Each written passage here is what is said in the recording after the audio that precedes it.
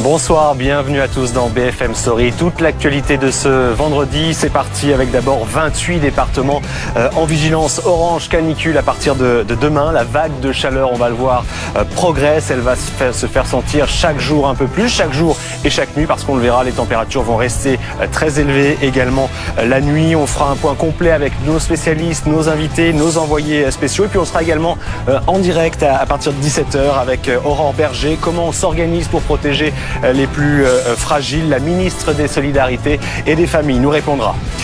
La bataille des méga-bassines de Sainte-Soline suite. Le convoi de l'eau s'était lancé aujourd'hui depuis les Deux-Sèvres. Des cyclistes et des tracteurs qui vont rejoindre Paris à la fin du mois.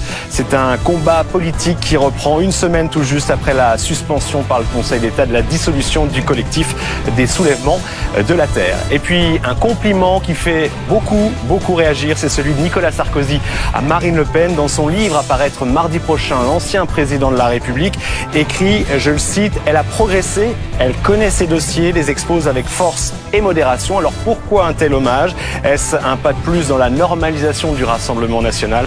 Décryptage à suite. BFM Story, c'est parti.